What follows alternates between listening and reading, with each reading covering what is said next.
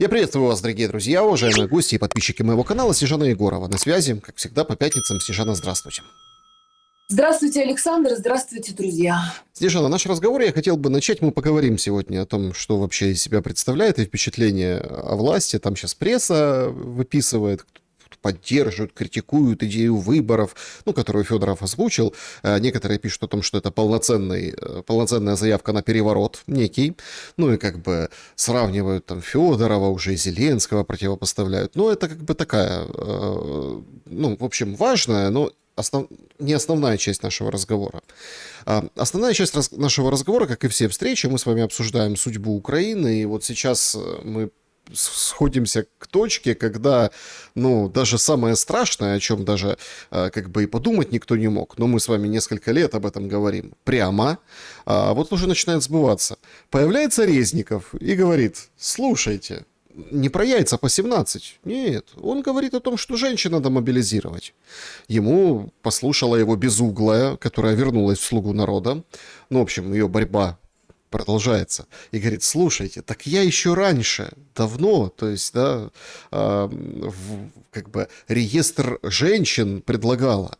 И тогда Резников, его советница Анна Маляр, в общем, там подняли это все хайп, опубличили и сказали: нет, ни в коем случае, никогда, вы что, женщин оставили только, ну, в общем, с медицинским образованием.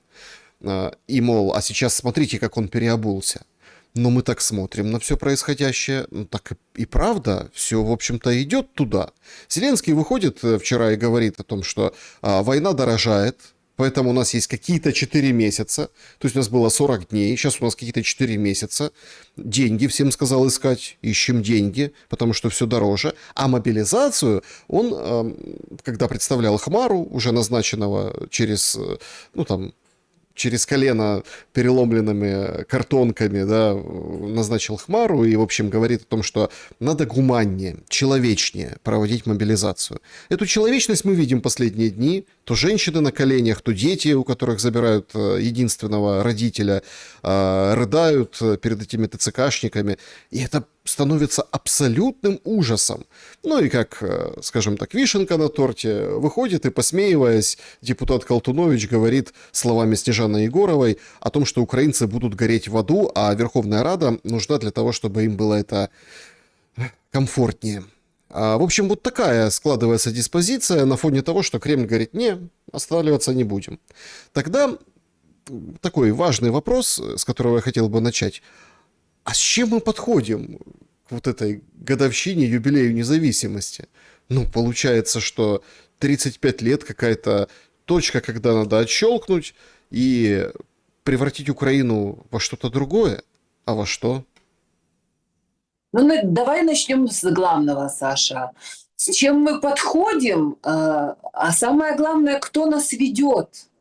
Ну, то есть тут же вопрос в том, кто нас ведет и куда. Знаешь, был такой хороший анекдот, или там даже такие типа стишки какие-то про Ивана Сусанина, значит, и там в конце кто-то вскрикнул, типа: давайте отрежем Сусанину ногу. Он говорит: ой, нет, ребята, я вспомнил дорогу. Ну, то есть вот эта вот история по поводу того, кто куда кого ведет, она важнее всего. И, в принципе, вот в этом всем, скажем так, экспозиции, которую вы, Александр, описали так ярко, давайте начнем с главного. Мы же с вами много лет об этом говорим. Еще на каналах, где вы работали, прозвучало однажды сакраментальное от господина Розенблата. Кстати, где он? Непонятно, где господин Розенблат. Но он пришел в студию. Тогда у меня еще были короткие волосы. Я сидела и надеялась на то, что я сижу в своей собственной стране и как гражданин высказываю мнение большого количества граждан, женщин и детей. Так вот, господин Розенблат сказал, что мы на Украине должны быть как в Израиле. Тогда я удивилась и сказала: господин Розенблат, в каком смысле? Израиль находится в окружении враждебных арабских государств. они пришли туда и заняли чужую землю. Они воюют, потому что их хотят изгнать с этой земли. Мы же, украинцы, живем на своей собственной земле, в своем собственном государстве, в окружении братских народов, говорила я. На что господин Розенблат как бы убедительно меня убеждал, что должны воевать все, и мальчики, и дети, и женщины, и мужчины, и собаки, и коты, и даже тараканы, потому что если ты не хочешь кормить собственную армию, будешь кормить чужую, и далее по тексту. В конечном итоге это все вылилось, ну, не в скандал, но, по крайней мере, в противостояние тогда в студии. А сейчас прошло каких-то там 7 лет, предводительство еврея Зеленского и его клики. Я думаю, ни для кого не секрет, что Алексей Резников тоже еврей. И что он, исходя из того, что он представитель вот такого торгового народа, мягко скажем, то есть они торгуют всем. Они торгуют родиной, женщинами, яйцами, там, я не знаю, чем, должностями. В общем, всем, чем только можно, они торгуют. Как известно, из всего народного эпоса, в особенности украинского, мы знаем, что еврей продаст все, если ему дадут за это хорошую цену. И, собственно, мы видим, Владимир Зеленский это и демонстрирует. То есть он продает украинский народ, украинскую землю, украинские ресурсы, украинских мужчин он продал на мясо, как говорится, на мяско. Фарш невозможно прокрутить назад. И вот эти матери, которые розказують десь там в Италии, что Зеленский – це наш найкращий президентик, просто они своих детей успели вывести в Италию и получить для них документы. А те, которые не успели и которые сейчас стоят на коленях, чтобы их детей или мужей или отцов не отправляли на фарш, то, в принципе, я не думаю, что они сейчас уже думают, что Зеленский – це найкращий президентик. Ну, то есть мы на самом деле видим концепцию того, как украинский народ из семьи народов, братского, скажем так, сообщества вывели в какую-то там европейскую пустыню, и, потряхивая и помахивая бусами, так сказать, европейских ценностей, что вы раньше были просто мужчины и женщины, вот это было скучно. Жениться, рожать детей, водить их в школу, ждать, когда они там поженятся и сидеть там на золотой свадьбе. А сейчас вам будет весело. Вы можете быть гомосексуалистами, лесбиянками, вы можете быть собаками, котами, вообще кем угодно вы можете быть, только не гражданами этой страны, и только не задавать нам вопросы, а почему мы живем все хуже и хуже. Поэтому, в принципе, Резников, который благополучно пришел на должность министра обороны, продал яйца по 17, заработал миллиарды, призвал сюда эту войну, потом благополучно выехал за пределы Украины, получил американский паспорт, купил там недвижимость, вывез туда всю свою семью, всех своих жен, детей, любовниц. Теперь он благополучно может продавать украинских женщин. Пусть все воюют, пусть все мы будем как в Израиле. Но и вы знаете прекрасно, что в библейском эпосе из египетского плена еврейский народ выводил Моисей. Но сейчас есть новая концепция, что Моисей не просто выводил их для того, чтобы в землю обетованную привести, куда он их по ходу так и не привел, потому что Моисей так и умер в пустыне, а выводил уже евреев из пустыни Иисус Навин, так называемый, значит, который решил, что хватит уже тут по пустыням шастать. Но есть как бы версия, что Моисей их выводил, потому что ему заплатили в Египте, чтобы он вот этот прекрасный народ вывел от греха подальше. И самое главное, 40 лет он их водил по пустыне, чтобы там их максимально потерять, чтобы вырастить какого-то другого свободного человека. Ну и, собственно, я так думаю, что Владимир Зеленский под чутким, скажем так, водительством и руководством своих белых господ в британском королевском доме, он тоже чувствует себя Моисеем, который вводит, правда, не свой еврейский народ, то есть своему еврейскому народу, Шефирам, Миндичам, Цукерманам и прочим, значит, Резниковым, он раздает миллионами и миллиарды должностей как бы и возможностей обогатиться. А вводит он по пустыне среди 3 сосен вот этих несчастных украинцев, которых они воспринимают как рабов, как баранов, как козлов, как свиней, которых действительно вот он отправляет как козел-провокатор партиями на убой. То есть у него самое главное, периодически появляются приспешники. Валерій Залужний відвів першу партию на убой, их благополучно утилизировали, и Валерий Залужный получил должность в британском, как говорится, поближе к королевскому дому. Да? Потом в него Сырский був еще один, повел следующую партию на убой, опять, значит, на мясо отправили славян, православных, украинцев, потомков победителей. Сырский дальше, значит, на заслуженную пенсию. Теперь Дропатый повел на убой следующую партию. Ну, то есть, Саша, в общем-то, все лично мне понятно. Лично я об этом говорю уже долгие годы. И лично мне летит в лицо, значит, обвинение в том, что я антисемитка и просто не люблю евреев. Причем от кого? От Гордона, от Прибацман и от тех, кто вокруг Гордона и Прибацман, типа Наташки Влащенко там, и всяких разных Карагодских, которые тоже, ну вот вообще совсем не евреи. То есть быть с украинским паспортом, это совсем не значит, что это единый народ, скажем так, потому что у них есть там свой народ, и, кстати, большое количество этого народа в России тоже прекрасно их поддерживают. То есть Тут они разница. объединяются... Ну, тут разница просто, если так перефокусироваться от вот этого богоизбранного народа к...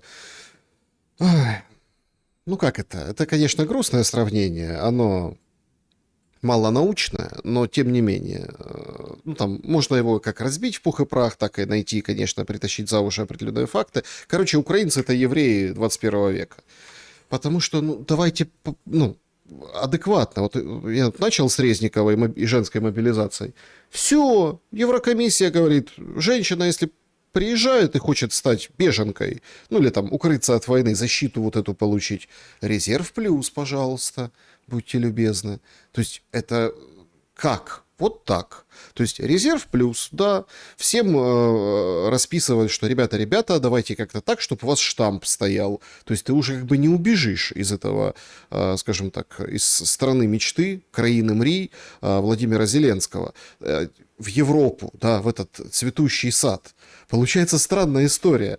Да, марокканцы потыкались, помыкались в эту Сеуту. Ничего страшного, их там как бы повыдворяли, ну не всех, понятное дело, да, там они там шухеру навели на этом анклаве, на африканском континенте Африки. А потом ничего страшного, рекогносцировка, взяли большие эти, скажем так, лодки моторные, погребли, поехали, и на пляжах уже континентальной Европы высаживаются. И там все думают, что с ними делать, как там быть.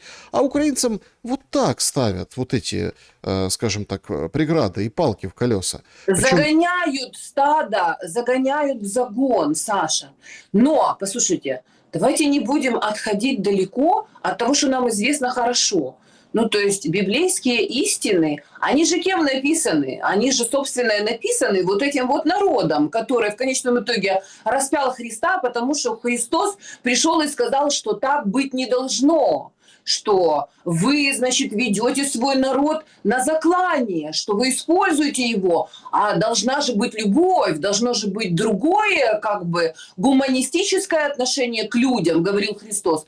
За что, собственно, он стал хуже любого преступника, убийцы и насильника, и они кричали «распни его», потому что он пошатнул устой фарисеев, как говорится, и прочих разных, значит, наставников вот этих вот народов, которые они пасли, как бесчисленные стада. Так когда вы говорите, что украинцы – это евреи 21 века, нет, они не евреи 21 века, они козлы отпущения. Если вернуться в библейские времена и вспомнить о том, против чего восставал Христос, против жертвоприношений. против того, что режут баранов, курей и людей, пускают кровь, и эту кровь они посвящают своему божеству. То есть украинцы – это просто козлы отпущения, на которых они возлагают свои грехи. То есть человек, который убивает людей, грабит их, отбирает у них, как говорится, жизнь, возможности, будущее, перепрошивает мозги их детей, как это делает Зеленский на сегодняшний день. Он даже на Машу и Медведя, на детский мультик, наложил санкции для того, чтобы уничтожить вообще Медведя и Машу, и Вы вообще вообще, любой русский вот смотрите, эпос. у нас есть Центр противодействия дезинформации Да. при СНБО. Ну, это тоже такая контора, причем так, ну, это же позорище. Они говорят, нет, женщинам, это фейки все, это российская пропаганда.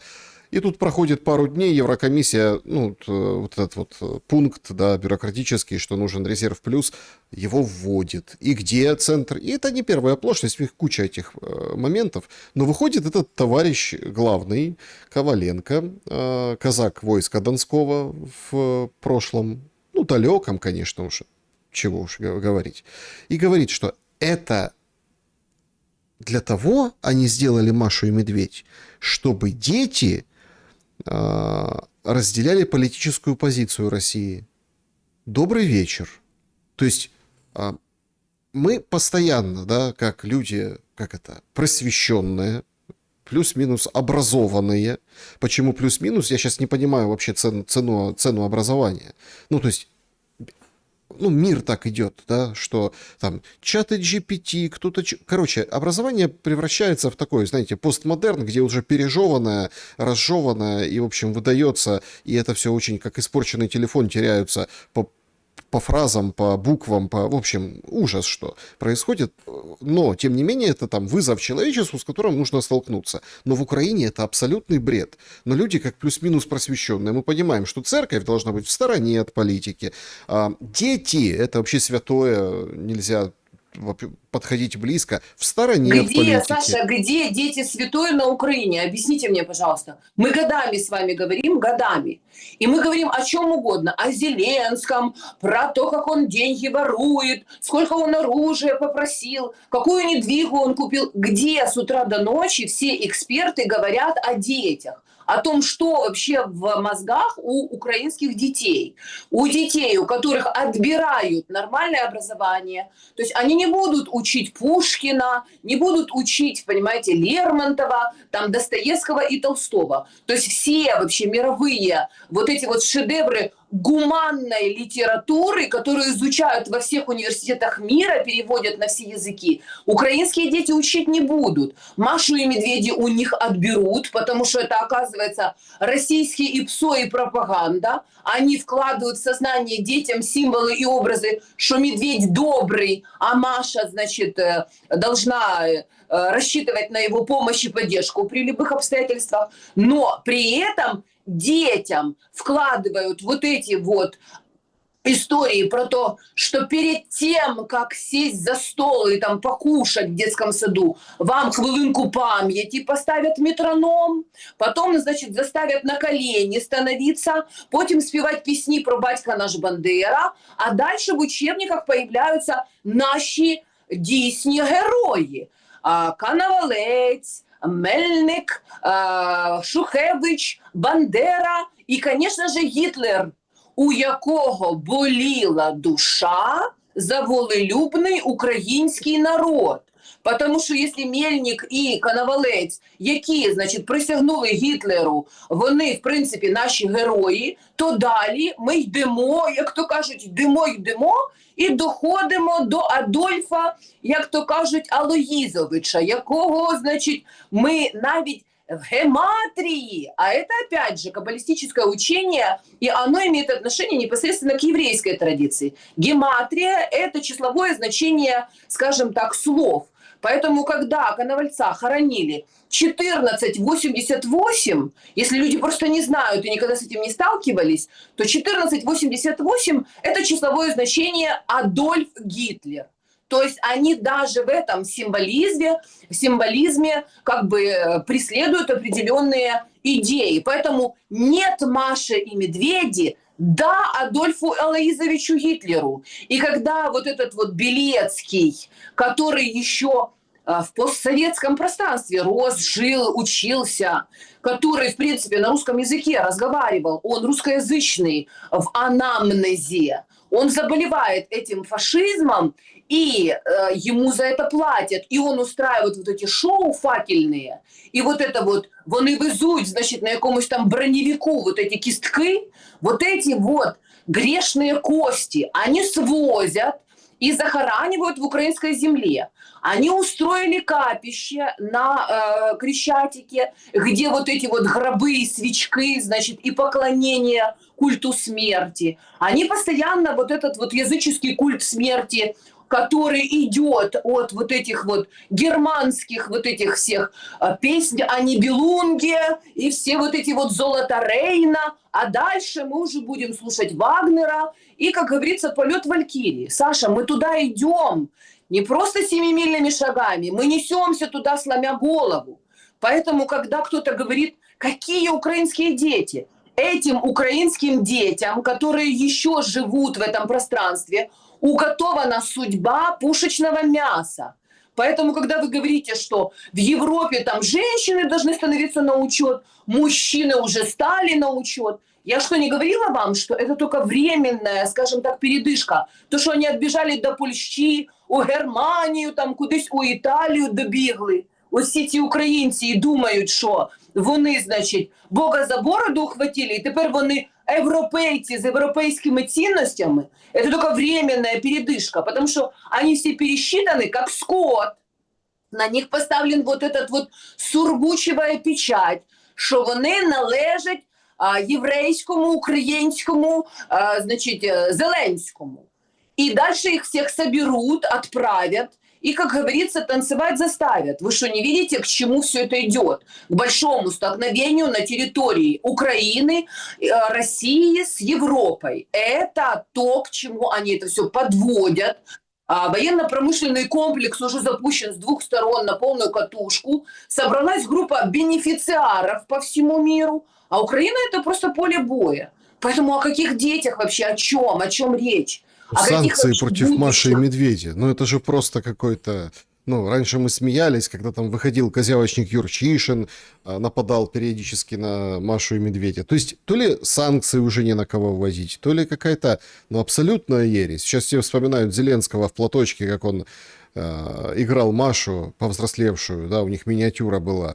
И просто какой-то театр абсурда происходит. Маша и Медведь, та, которая... мировыми лейблами, там, Никелодеон, в общем, вот такими, ну, компаниями, да, выкуплена как бренд, по всему миру, собственно, распространяется вот этот мерч с ними, показываются на всех платформах, переведены, то есть это уже как бы, ну, это не российская история, уже сейчас, но Зеленскому плевать, и он делает этот шаг, причем то ли скрыть кого-то хотели, там Русал Дерипаски пострадал, был такой Юра Янакиевский, экс-народный депутат, давно уже, старенький уже, ну такой авторитетненький, да, давно уже в Монако живет, при Януковиче, да, ну такой авторитет, да, на него ввели, такое ощущение, что в этом списке просто надо было прикрыть, и вот что все обсуждали Машу и Медведя, а не кого-то другого. Но это мы включаем мозг и рацио, а я вполне не удивлюсь, если Маша и Медведь были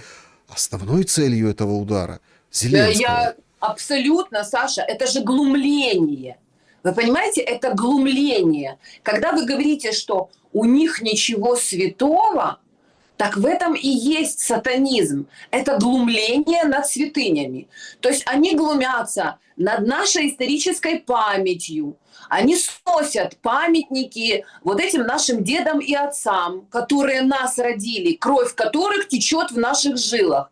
Они хотят, чтобы мы забыли, кто мы такие, забыли собственный язык, стеснялись говорить на родном языке, не разговаривали на нем с нашими детьми, вывозили наших детей в рабство добровольно и приучали их говорить на чужом языке, перенимать чужую культуру. И, по сути, таким образом своих собственных детей бросать и отдавать на заклание своим собственным экзистенциальным врагам, которые ничего хорошего не желают ни украинцам за кордоном. Вот эти бабы все тупые, вот эти вот проститутки эти з Западної України, которые їхали туди до Італії, Іспанії, там собі чоловіків шукали, а потім, значит, своих детей вывозили, а своих мужиков, вот этих алкоголиков, которые там оставались на Западной Украине, по полонинам лазить, бросали на произвол судьбы. В принципе, по большому счету, они предлагают всем славянским женщинам на территории Украины приблизительно такую судьбу, що типа, давай кидай свого чоловіка, він нам на м'ясо піде, бо нам треба мобілізаційний ресурс, воювати з тією Рашею, а ти давай їдь зі своїми дітьми, шукай собі там якусь долю. Саша, земля продана. Земля продана. Купила ее британская корона. И когда эти дебилы недоделанные аплодируют принцу Гарри, который сюда приезжает, когда Зеленский, значит, по плечику там королька вот этого Карла похлопывает, нужно просто понять, кто вообще занимается сейчас вот этими всеми святынями. И почему они перепрошибают сознание и, скажем так, религиозные традиции на этой территории.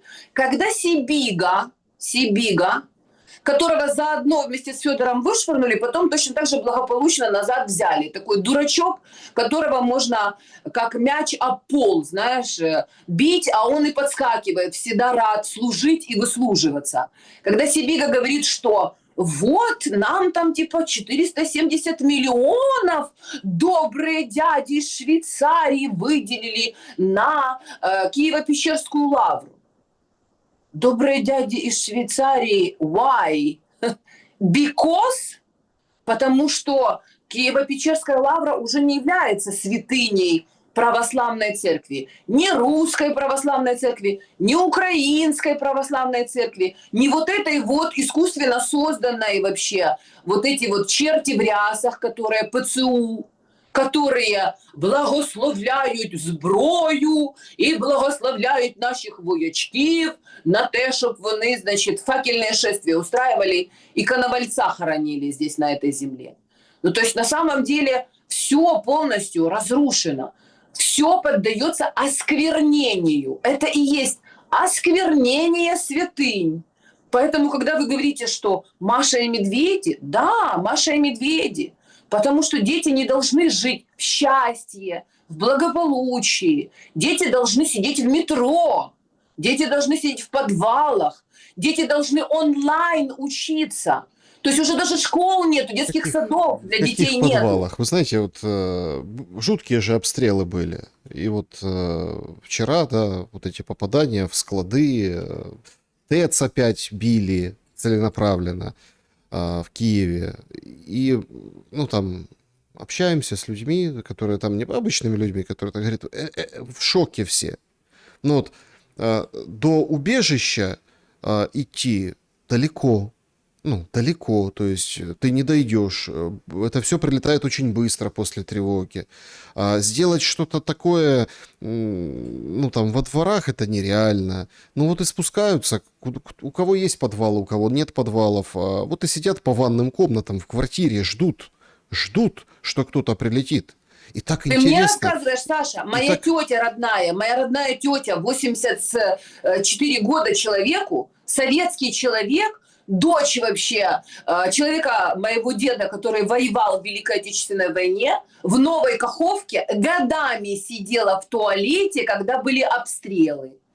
Обстрелы украинской армии по Новой Каховке. Новая Каховка, Украина еще была когда-то, понимаешь? Это моя родина Смотрите, малая. я к чему? Я к тому, что вот мы же видим сейчас вот этот коррупционный скандал. Мы видим мудрую, которая на чисто русском языке, уроженка Львовской области, решает дела. И как А она их Резников решает? кто? А Резников тоже из Львовской области. Эти все мудрые Резниковы и всякие там, как этот любовник Тимошенко, этот Сергей, как его фамилия, я не помню. Это же Друган и этот самый подельник Резникова. Они же приехали и создали эту компанию юридическую. И, в принципе, занимались тем, что они, как говорится, принимали на грудь вот эти все рейдерские захваты Юлечкой Владимировночкой Нет, смотрите, Тимошенко. я просто к чему? Идет 5-й год войны. Ну, организуйте что-то. Сейчас, конечно, в сети показывают, как дрон прилетел вот в это вот мобильное укрытие. Ну, то есть это коробка бетонная, обычный дрон, герань, шахет. Ну, то есть прилетает, там рядом падает, все, там проломлено. Ну, то есть как бы и непонятно из чего оно сделано, как там вообще люди в этом мобильном укрытии, да, мобильном убежище находятся. Но, тем не менее, даже этого у людей нет. Они просто сидят по квартирам, потому что до какого-то убежища они не успевают, поэтому заблаговременно спускаются в это метро, палатки там ставят, вот эти спальники, вот это вот все, потому что Зеленский предупредил, что этой ночью вероятен обстрел, написали какие-то каналы, ну что делать? Надо спускаться, потому что если прилетит, то ничего не останется. А деньги, на которые можно было как-то, ну, спасти человека, да, как-то сделать доступные, ну, вы говорите, как в Израиле, ну, там, подождите, там и проекты, там и пристройки, там как бы заботятся об этих израильтянах, которые вот в окружении врагов, там и спасают жизни вот эти укрепленные какие-то, да, или пристройки, или в самих домах вот эти как бы подвалы, а тут ничего, здесь они решают, как Галущенко вытащить и как окошко пробить, чтобы финмониторинг не увидел, и переживают, что елки-палки, это ж такие 4 тяжелых мешка с деньгами. 4 мешка и надо пересчитать для того, чтобы спасти вот этого своего подельника. А теперь сейчас будут, видимо, эту мудрую спасать.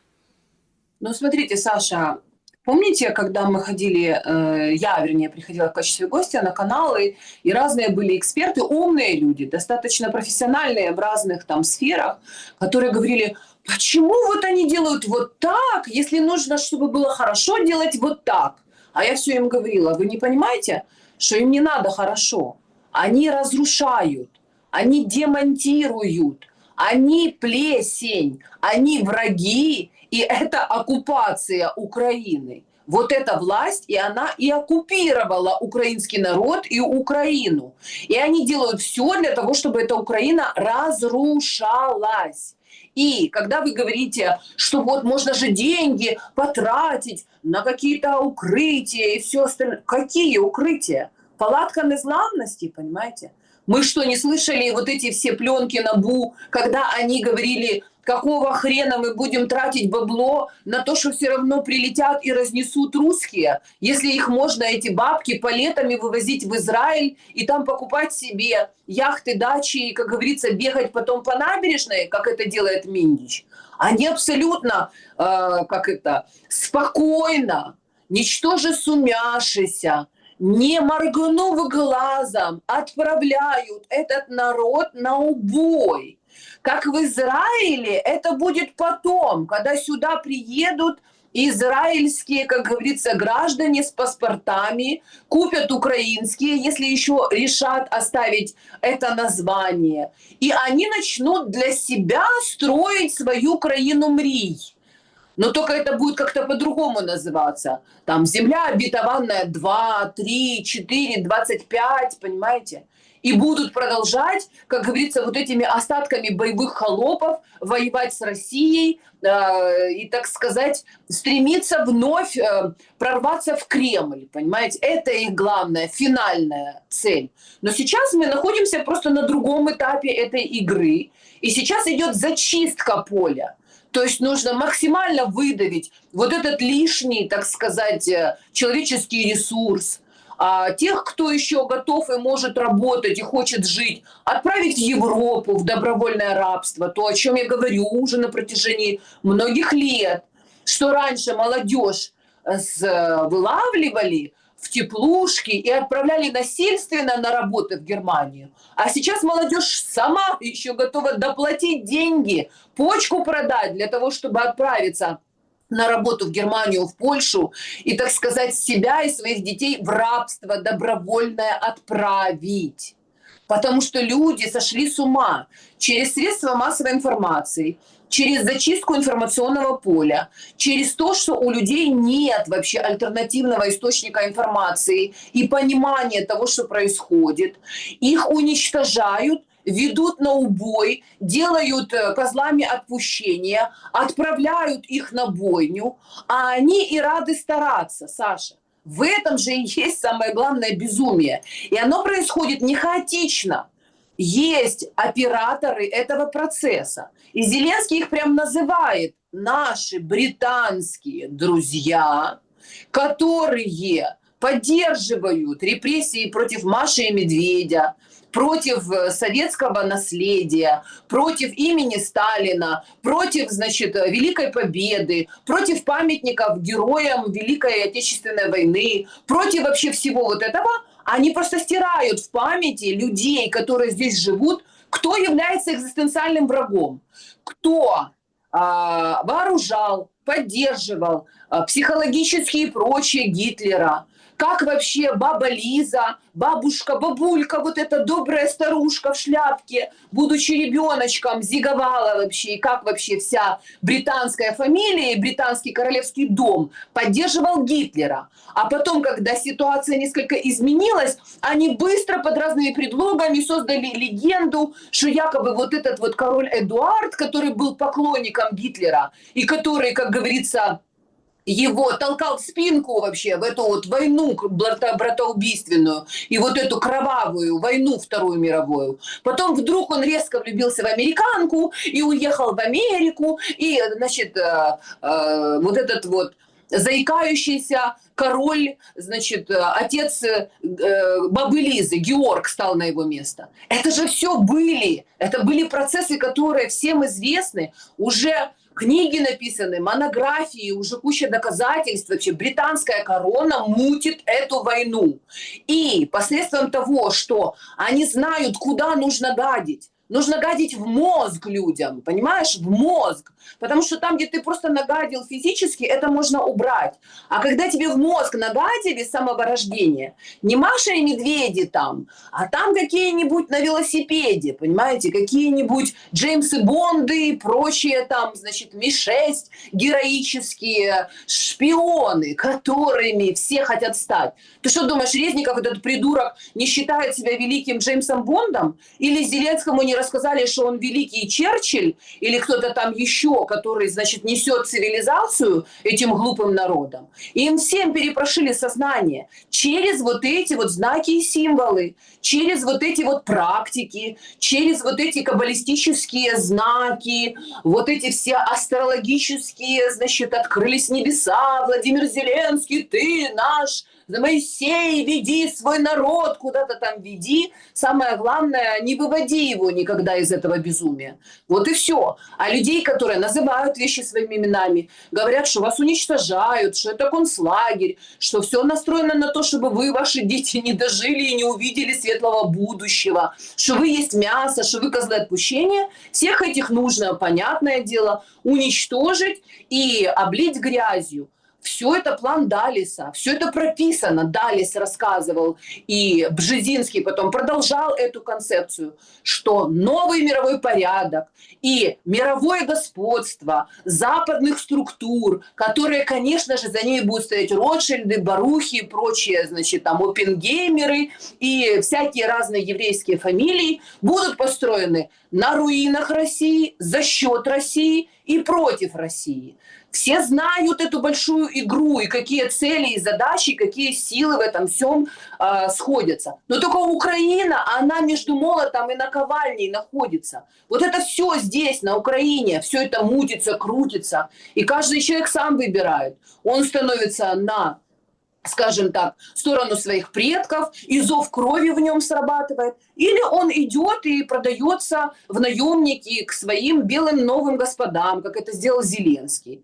Но, как ты понимаешь, есть определенная категория людей, которые всегда пойдут и продадутся за деньги, и всегда найдут этому оправдание. Потому что они и есть, понимаешь, те самые люди, которые все готовы продавать, и поклоняются они мамонне. Их отец дьявол, отец лжи. Читайте первоисточники. Такой эпизод сегодня и обсасывают, рассматривают журналисты, импортные, между прочим. Не хухры-мухры вам. Это прям те, что нужно, журналисты. Значит, делают репортаж о том, что Украина, там, страна европейская, там, борется, все дела. Шведское общественное телевидение. Стоит репортер, а сзади внезапно за его спиной мужика крутит. Тот кричит, тот как-то так вот это, тот разворачивается со своим покерфейсом, говорит, что это такой элемент повседневности, поэтому и продолжает. Но, Саша, ну ты веришь, ты профессиональный телевизионщик, ты веришь в то, что это случайно произошло? Это же абсолютно постановочно, я видела это видео. Ну, а Абсолютно потом постановочное видео, было же которое продолжение еще. подсвечено со всех сторон, подсвечено вообще. Было же продолжение еще, что вот, представляете, тут вот честно, хрен допросишься какой-то там камеры, бодикамеры, полицейского, там, даже если это какое-то судебное разбирательство, ты, там есть 30 дней, которые они там могут давать, могут не давать. Короче, это же на самом деле, это же беда. Они там это подцепляли, вот эти камеры. У ТЦКшников их нет вообще, хотя этим по закону обязаны, ну, неважно. А тут прям, смотрите, буквально несколько часов уже вот тебе видео из бодикамер полицейских.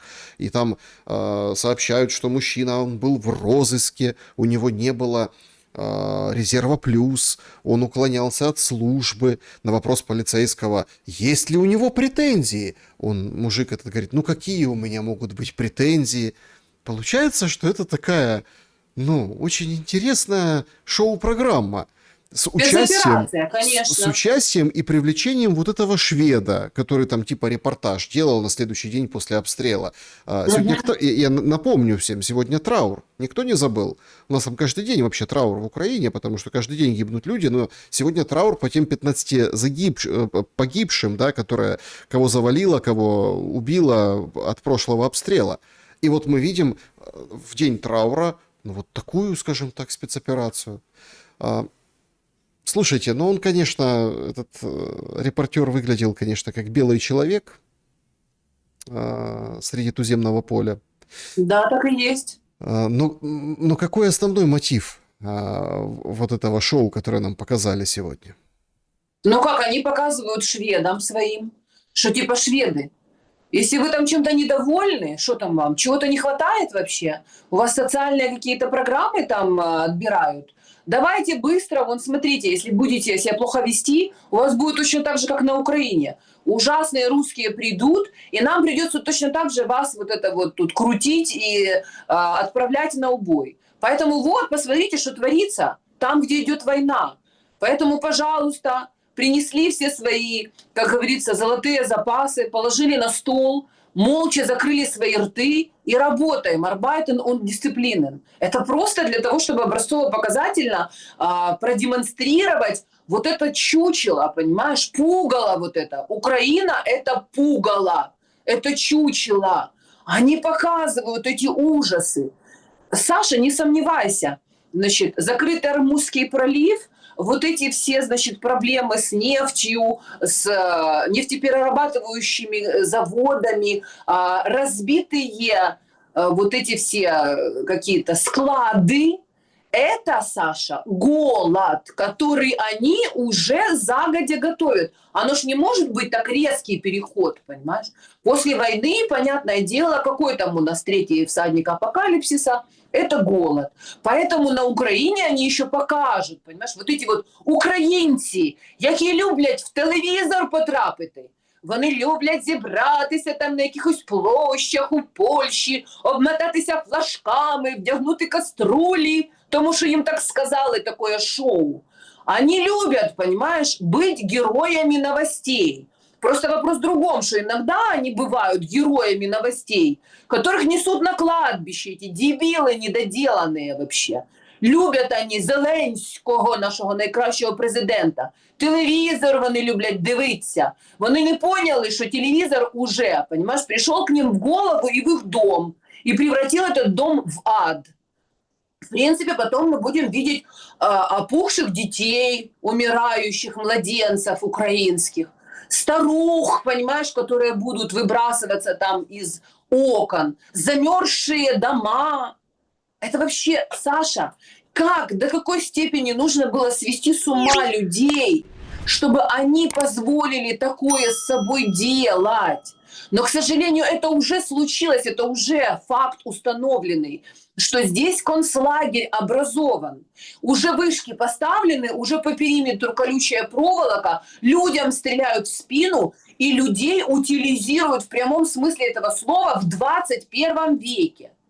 Но, конечно же, источники этого добра, так называемого, они лежат в разгроме Советского Союза, солидарного общества социалистического. Потому что когда весь мир стал капитализм, он стремительным домкратом летит в рабовладение.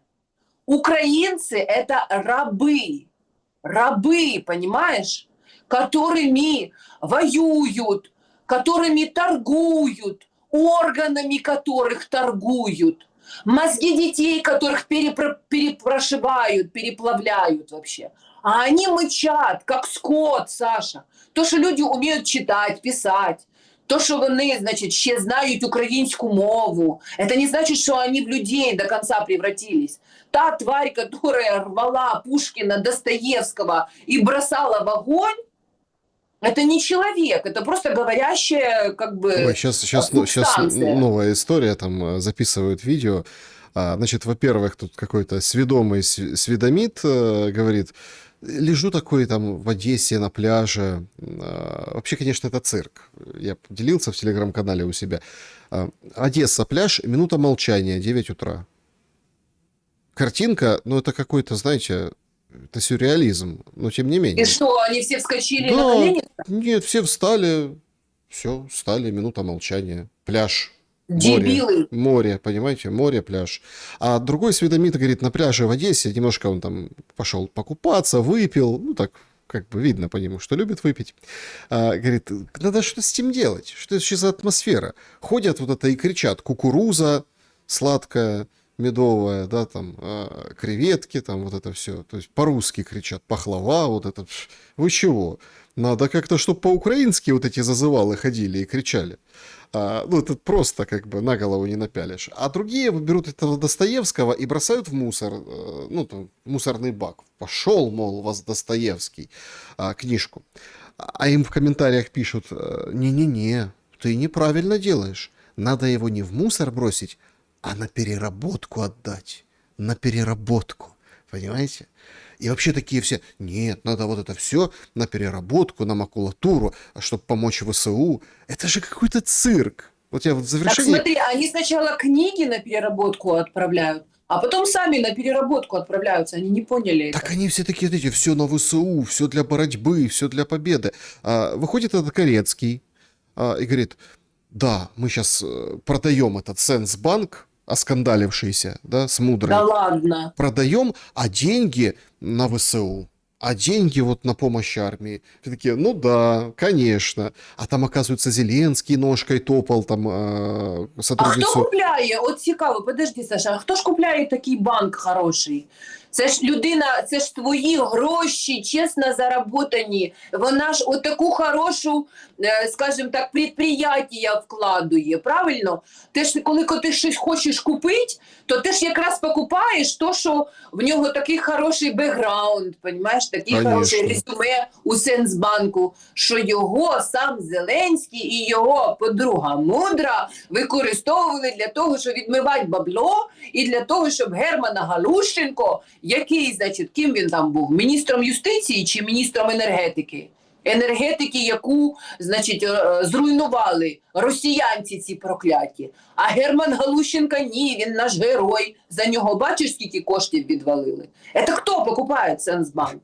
Это вообще цирк, Саша, вот все это бред. Бред, это бред, потому что понимаешь? были бы у меня эти деньги, я бы там покупал бы банк, я бы не купил такой банк. Ну, то есть, кто-то же купит в любом случае. Но у тебя нет денег, Саша, У меня другой понимаешь, момент. и не будет. Меня другой момент на интересует. Для того, чтобы подытожить вот этот скандал, который будет, наверное, развиваться. Слушайте, тут такое сообщают, может, врут, конечно, прессе сливают, что фигурирует Буданов. И он является вот этим руководителем мудрой, который там фигурировал на пленках, и прям, фигурирует он в материалах дела. То есть не Зеленский, Буданов. Я вспоминаю, и мы с вами говорили, помните, когда его назначали только, да, то есть там Ермака слили, а потом вот это вот Буданова он назначил, а там же были сложные отношения, и вообще там это все игры вот эти, обсуждали Буданов, Арахамия, вот эти все вещи. И тогда вот четко прозвучало громко, что Буданова отправляют на заклание. Замы ему не подчиняются, мудрая приведена Ермаком.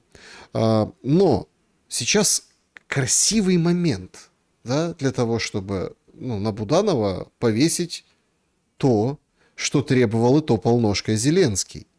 Именно Зеленский. Как они на пленках боялись охраны ГУР, да, вот это вот с теми деньгами, как они там, вот, это ж таки охрана ГУР. Понимаете, получается, что Зеленский уже тогда, там года еще нет, но тем не менее, да, почти год, без 3 месяцев, уже тогда, меняя Ермака на Буданова, в принципе, понимал его участь. О, как интересно развернулось. Так участь всего украинского народа, козел отпущения, а вы говорите Буданов. А Коля Тищенко, он же тоже не еврей, поэтому он козел отпущения. Буданов козел отпущения. Да даже тот же Ермак, это такой же козел отпущения для Зеленского и его хозяев. И все вообще, все вот эти Драпаты, Сырский, они все будут виновны во всем, чем угодно, но только не святой прекрасный Вова, который есть глава мафии.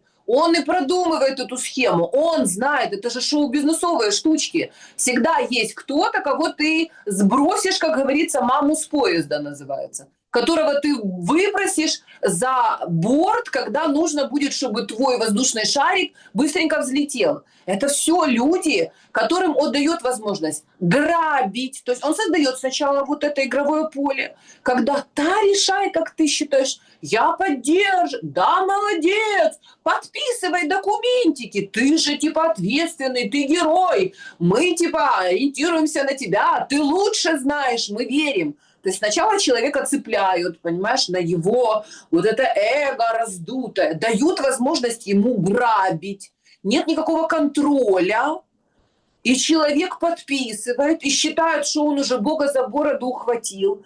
Но на него такое количество уже компромата, что когда нужно кого-то бросить в топку для того, чтобы свою собственную жопу прикрыть, вот этих вот десятки и миллионы, в том-то все и дело, так работает сатана. Он искушает, он просто искушает. Никто не узнает, просто подпиши. Мы стоим за тобой, мы тебя поддержим. Герман Галущенко, давай. Светка там какая-то у него была, любовница. Давай, Светулька, бабки ж нужны, квартирку хочешь? На, держи, бери, давай, подписывай. А потом, а кто это сделал? А вот Галущенко, а вот Буданов, а вот Ермак, а вот еще кто-то тык-тык-тык-тык-тык. И все. А кто? А Вова? А Вова в белом. Вова молодец. Это наш хороший мальчик. Потому что Вова занимается другими вещами. Он создает вот этот концлагерь. он его контролирует, он держит цепко в своих маленьких натруженных ручонках вообще все эти потоки, и он исправно отдает мзду, точнее говоря, откаты всем тем, кто промывает через эту помывочную свое колоссальное бабло, разграбляя собственные бюджеты. Швейцарские, немецкие, польские, британские и прочие. Вот и все, что там происходит на самом деле. А так как Украина – это такая большая постирушка, понимаешь, банно-прачечный комбинат. Тут тебе и проститутки, тут тебе и органы, тут тебе наркотики, здесь тебе игровые казино, здесь тебе оружие, здесь тебе гробы, тут тебе кладбище, здесь тебе, пожалуйста, хочешь, любые сатанинские ритуалы проводи, землю тягай вообще, в гробы укладывай. Вот все, что хочешь. Любой, это сосредоточение порока. И правильно, абсолютно верно сказал этот депутат, что мы помогаем этому народу комфортно гореть в аду. Снежана Егорова была моей собеседницей сегодня. Спасибо за время и мысли. Спасибо, Саша, за то, что вы есть. Берегите свою душу, дорогие друзья. Она бесценна и бессмертна. Добра и света, несмотря ни на что. Увидимся.